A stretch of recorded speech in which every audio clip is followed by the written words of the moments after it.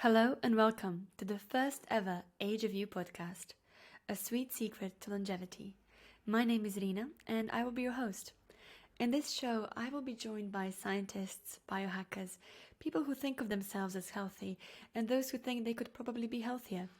Together we will discuss and break down the latest scientific research in the field of longevity, and hopefully debunk a few health myths along the way. And so, who better to kick off this podcast with than a world-renowned expert in the field of glycobiology? My guest today is a professor of biochemistry and molecular biology at the University of Zagreb and the chief scientific officer at GlycanAge. A warm welcome to Professor Gordan Lauc. Hi Rina, thank you for inviting me for this podcast. I'm very happy to have you here. So to start with, glycobiology is a field that most people have probably never heard of. Even within science, it's been greatly neglected. But you, on the other hand, have decided to dedicate your career and your research to this area. What is it that initially drew you about glycobiology? I'm in the field for nearly 30 years, so it's very hard to know exactly what happened 30 years ago. But I remember through all this time, I was fascinated by the complexity of glycans. So glycans are several orders of magnitude more complex than DNA or proteins. And wherever we looked, there were glycans, and glycans were part of all biological processes. And unfortunately, the majority of scientific community was simply ignoring glycans. Because as it is normal for humans, we ought to try to do easier things. We don't want to have too complex and too difficult things to work on. And DNA and proteins are much easier to work on. On the other hand, personally, I'm quite stubborn. When I want to do something, I'm quite persistent. And for 30 years now, I'm working on glycans, and it is becoming more and more rewarding because in the last decade, really the majority of people started to realize how important glycans are. So many scientists still don't include glycans in what they do because this is still difficult. But technology is here today. We can look at glycans. We can get this additional layer of information which I believe is essential for understanding life at a multicellular level. So when we talk about the single cell level, so within the cell or within the prokaryotic cell, then there is no much glycosylation. But the moment we move to the membrane, both bacterial membrane and the cell membrane, and interaction between different cells and all the more complex functions of the multicellular organisms, then glycans are really important there. And they are enabling us to do things which we cannot do with genes alone. Because if you remember, simple Escherichia coli has 5,000 genes. We have slightly over 20,000 genes. And we are not only 4 times more complex than the simple bacteria. We are thousands times more complex. And this complexity is achieved by glycosylation. Now that you mentioned genes, I think nowadays everyone talks about genetic predispositions, genetic diseases. Because our proteins are made from these genes, we know that if we have faulty genes, we will have faulty proteins. Do glycans work in the same way? Can we be predisposed to having bad glycans? Well, of course, genetics is important. So when we look at our children, we see behavioral patterns, we see physical similarity, because we have transferred our genes to our children. But genetics or genomics so far was actually quite disappointing in a way that it was never translated. So all the discoveries in genomics was not really translated into the helping people. And one of the reasons for that is that only between 20 and 30% of complex diseases is actually genetic. And now when we sequence more and more people, we see that many people have mutations for which we believed to be causative of diseases, and they never develop a disease. So mutations can somehow be compensated. And I believe glycans also play an important role there, because glycans are not defined by a single gene. Glycans are defined by a network of dozens of hundreds of genes. So all the polymorphisms in different genes in this network will affect final glycosylation, and this enables us to compensate for problems. So by increasing expression of some of the genes in a network, we can compensate for mutation somewhere else in a network. Or by changing our lifestyle, changing the environmental factors which also affect the glycome, we can change the final outcome. So yes, there are genetic predispositions for, call them bad glycans. There is even a whole series of diseases called congenital disorders of glycosylation, where a single mutation can make you very ill. But in addition to this genetic component, there is a very strong environmental component where we, with our lifestyle decisions, can actually change our glycans. As you said, pretty much everywhere you looked, you found glycans, and they are everywhere in our body. But most of your research focuses on glycans on immunoglobulin G, which is an antibody from our immune cells. What is it that makes this antibody such a good target for measuring glycans? Well, the first thing is it's easy. So IgG is the most abundant glycoprotein in plasma, so it's relatively easy to get it. It has a relatively simple glycosylation, so it's relatively easy to analyze it. And the second thing is it is very important. So for IgG glycosylation, we know that it actually determines the effector functions of immunoglobulins.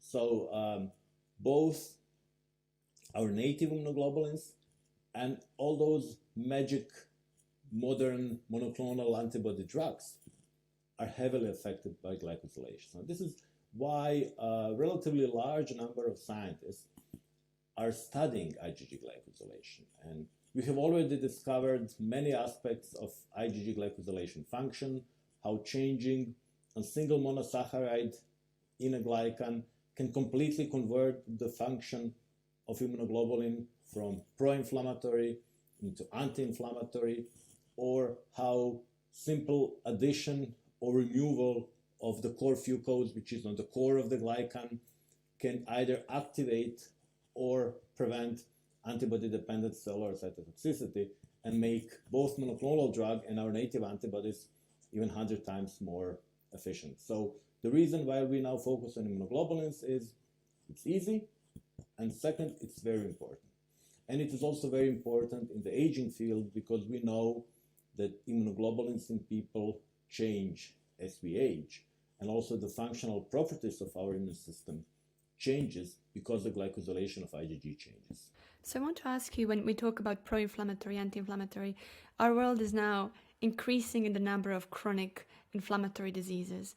And I think one of the issues, correct me if I'm wrong, one of our issues in our general understanding of these diseases is that we tend to view our bodies in a compartmentalized way. So we think of cardiovascular disease and we think of the heart, we think of diabetes and we think of the pancreas. But in reality, nothing really works in isolation. So can you explain the link between chronic inflammation and these diseases that we tend to think of as tissue specific? So when we think about inflammation, so inflammation is a process how you eliminate a threat in an organism. So normally you activate inflammation if some bacteria comes through a cut in your skin, there is a bacteria growing and feeding on you, and then you send your immune system to kill these bacteria. This is when inflammation is good. You have to kill these bacteria, and then you have to heal the wound, and then you are fine again. But as we are getting older, there are more and more small, microscopic, even molecular damages, which activate inflammation. Sometimes these signals are real. Most of the times, these signals are not the real danger. It's just the false sense of danger which has been sensed by the immune system. And then we have these inflammatory cascade activated all around our body for a long time. So short bursts of inflammation are extremely important. They eliminate pathogens. But when this becomes a long-term chronic state, then there are so many microscopic or molecular scars which are made by this inflammation, because inflammation is always destruction. So the immune system comes and destroys the potential enemy. And repairing it and even just destroying it is costing huge amount of energy. So what happens with age, we are becoming more and more pro-inflammatory. And through years or even decades of these low-grade chronic inflammatory processes, problems which we identify as a disease develops. So the problem with modern medicine is that it is actually based on a relatively old way of categorizing diseases, and this is by looking at symptoms and allocation. So if you have inflammation in your joint, it's arthritis. If you have a system inflammation, it's lupus. If you have inflammation in your guts, it's inflammatory bowel disease, and so on. But the molecular events are overlapping in many of these diseases. So what modern science is trying to understand is, what are these molecular mechanisms? And we know glycosylation is important there. We are trying to understand how inter-individual differences, so differences in our genetics, in our microbiome, in our lifestyle, is affecting these molecular processes, and how does it direct to a different organ system, and why the manifestations of these same molecular pathways are different in the different people. So there is a lot of research to be done there. We still know very little. I think we have to be modest and admit that we don't really understand life at the molecular level. We don't really understand our immune system. So we are just kind of scratching the surface and trying to see what is going on. And one of the things which we are missing in understanding of our immune system is definitely protein glycosylation, because the majority of immunologists do not look into glycans. There's this one analogy I heard you use in one of your talks where you said that proteins without glycans are like birds without feathers. How does this fit into what you've been just saying? Yes, so it's really, unfortunately, many people, when they look at proteins, they first remove glycans because it is easier. It's much more difficult to look proteins with glycans. And indeed, polypeptide part of a protein can have some functions, can do things without its glycans, but it's missing all the fine tuning, all the details which actually evolved through the hundreds of millions of years of evolution, and which made us fit for the environment. So without knowing glycans, we really cannot understand all these functions, and we are just looking at this. Some people call them that they are kind of shaved. All the hair was removed from a protein, or like the bird without feathers, or car without any fancy additions. So yes. One of the things that, when looking at your research, is becoming more and more apparent is that different people age at different rates. And this is where this idea of biological age comes in. So could you explain a bit about biological age and what glycans can tell us about it?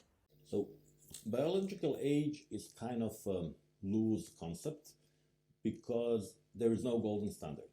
So nobody can give an accurate number to biological age. We don't even know what it means. So we define it kind of approximately as a comparison of healthy aging and aging burdened with the disease. So what everybody is trying to achieve to live as long as possible healthy, because it doesn't mean it's not so valuable to prolong life at a stage where you are barely alive. So what we are all trying to preserve is kind of functioning in a way which is the way we function when we are young. So we don't feel pain, we have energy, we feel good, compared to a disease where we have pain, we don't have energy, and we do not feel good. So these are kind of two extremes. Feeling good, energy, no pain, pain, no energy, not feeling good. And this is the process. So you move from the healthy and youth stage to this sick and old. And this progresses with a very different pace in different people. So some people feel biological old in their 50s, while other people feel healthy and energized in their 70s. So the chronological age, the number of circles our planet made around the sun, is not what determines our molecular setup and the way we feel. So there's a whole field of biomarkers of aging where people are trying to find molecules which are distinguishing healthy aging, low biological age, and this unhealthy aging and higher biological age. And it's still a developing field. We are still learning a lot of it, but there are more and more biomarkers which actually can help us distinguish these two ways of aging, and definitely glycans are one of the promising biomarkers in this field. So you said glycans change as we age, and they change in different people. How do these changes, can they be linked to diseases? Can they be predictors of diseases? One of the advantages of glycans as biomarkers of biological age is that they actually came not from a search to find biomarkers of biological age, but for projects directed toward understanding diseases at molecular level. So what we know is that as people are getting older, they're becoming more and more pro-inflammatory, and the glycans and immunoglobulin G are changing in a way to make IgG more pro-inflammatory. So glycans on IgG are not only biomarkers which tell you what is going on, they're actually functional effectors which contribute to the progression of low-grade chronic inflammation. And there are some examples where by fixing glycans, you can actually prevent disease development. So what we know by now, until now, is that in many inflammatory diseases, glycans change, IgG glycans, change up to a decade before people get diagnosed with the disease.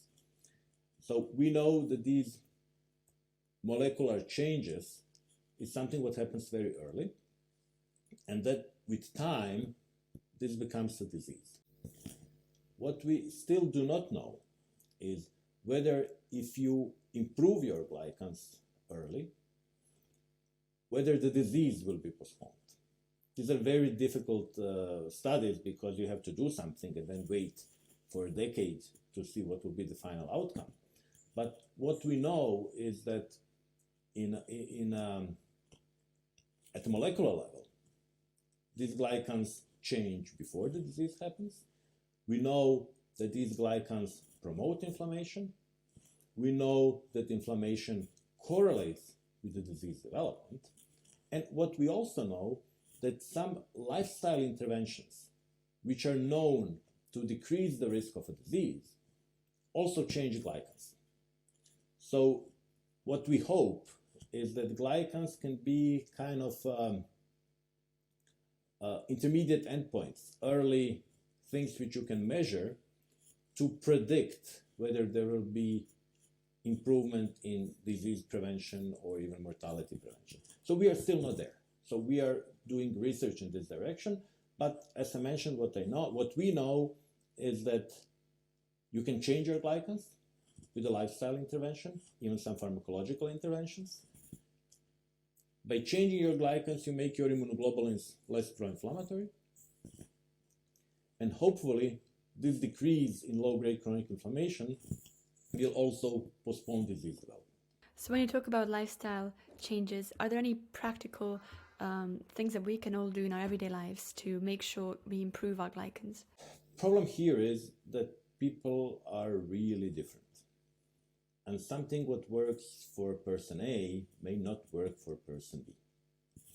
And for example, we have all been falsely persuaded that you can, for example, sweat out the bad diet. You can eat as much junk food as you want, but if you go in the gym and exercise for an extra hour, this will be fine. This is not the case. So what we know, that diet is a very important part of a very important element which affects IgG glycan. So people who are overweight, if they lose some weight by caloric restriction or any other way, they generally tend to improve in the IgG glycan. So on a large cohort, statistically significant differences can be seen. And there are some examples, for example, people undergoing bariatric surgery, and in a couple of months they would decrease their GlycanAge for 30 years or something like that. So some fascinating results on an individual. But for example, we did a study where we tracked, that one is still not published, but we'll publish it soon. We tracked 1,000 people on 5 different diets for a year. And initially they were all on a low-calorie diet, so they all improved in the initial period. And then for the remaining, I believe, 8 months, they were on 5 different diets. And on each of these 5 different diets, some people improved and some people got worse. So there is no universally working diet for everybody, besides caloric restrictions, but this is what makes people most unhappy. We don't like to be hungry. So we have to do experiments on ourselves and see what actually works for us. Also, exercise is very important, but when we talk about the glycans, too much exercise is not good.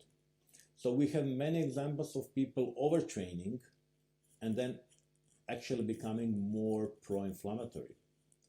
But this is something we also know from our everyday life. You know, if you exercise too much, you have inflammation in the body, you even feel pain in some situations. So exercise has to be optimized, and it has to be tuned to an individual person. So both diet and exercise are highly individual.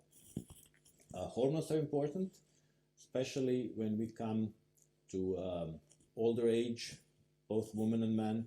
It's mostly estrogen.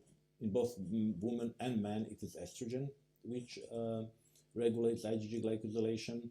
So, for example, if you supplement testosterone to men, it will improve IgG glycosylation, but through estrogen, because testosterone gets converted to estrogen. And in some people, some physicians consider this to be a problem because they want to see very high estrogen. So then they also give an inhibitor of an enzyme which converts testosterone to estrogen. So to keep testosterone high, but then this will not help IgG glycosylation because you need estrogen to improve IgG glycosylation. The same in women. Around the perimenopause period, we know that IgG glycosylation changes, so the pace of these changes more than doubles. So if you're aging a year per year before or after perimenopause, in perimenopause you will be aging a couple of years per year.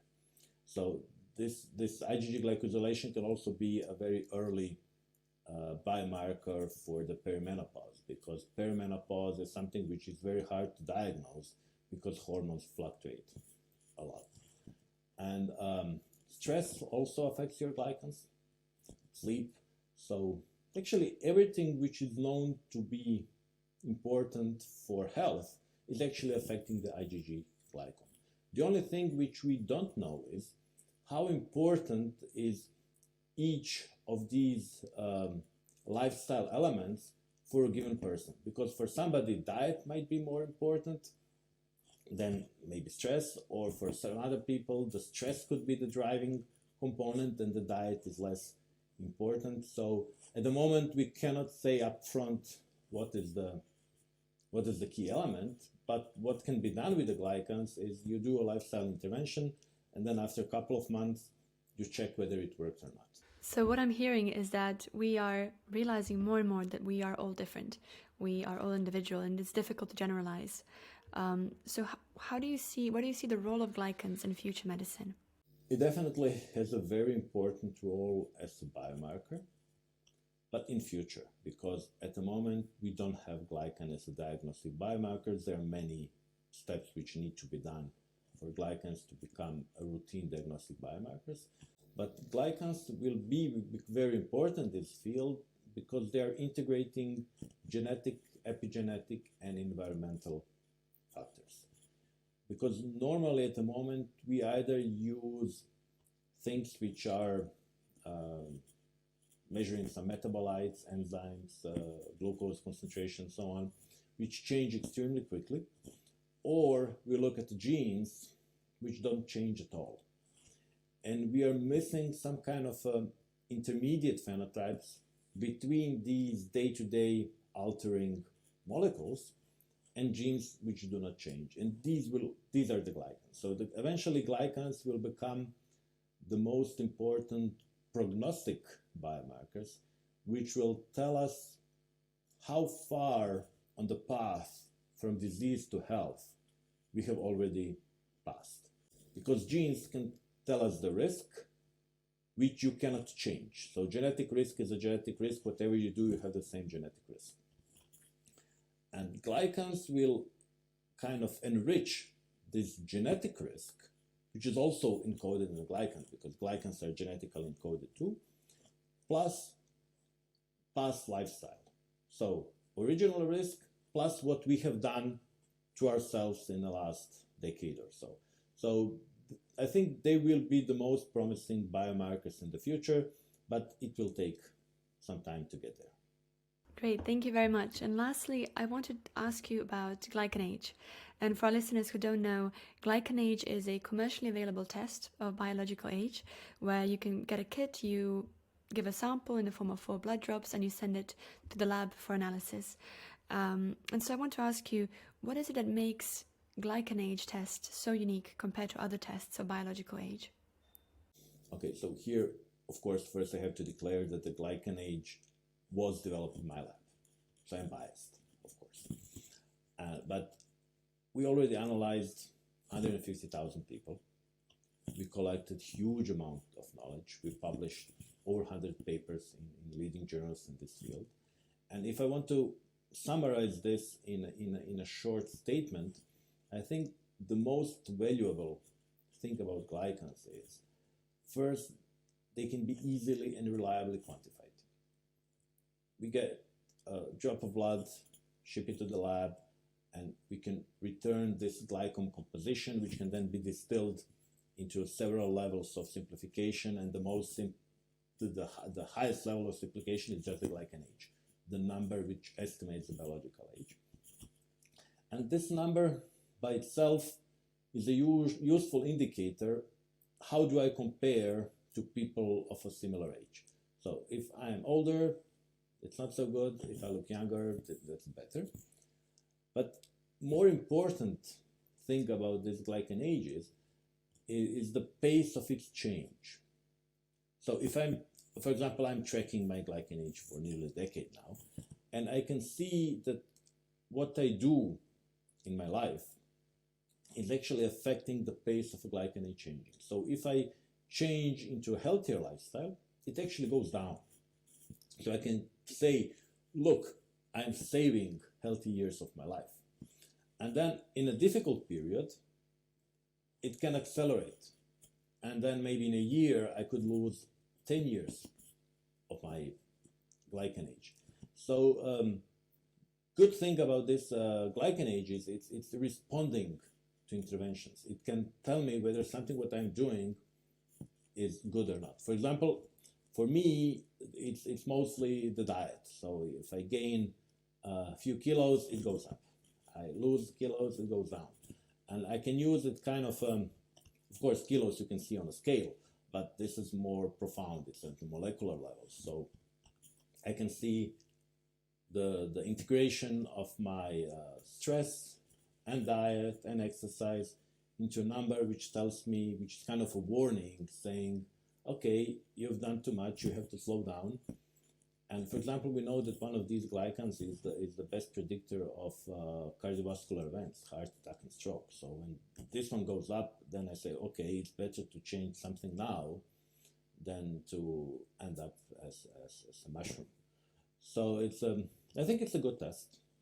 Of course, as I said, I'm confounded. It's my test. But many people are trying it, and what makes me happy is that I see that people do a test, they get a bad result. Usually they get angry first, but then they think about it, they change something, and then on a subsequent testing they get better and better. And then they become very happy because they got an early warning. Because normally, our early warning is heart attack, stroke, diabetes. So when we get a disease, then we start thinking, what are we doing? But usually, this is beyond the point of no return.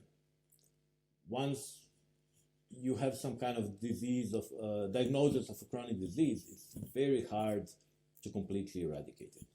But if you catch it early, if only biomarkers are moving in that direction, there is still no tissue damage, everything is still more or less fine, and you fix it, and hopefully you will never ever develop this disease. So I think it's something which probably will decrease the disease burden in the future. Professor Lauc, thank you very much for this talk. And I hope that our conversation will inspire our listeners to rethink the way they view health and aging.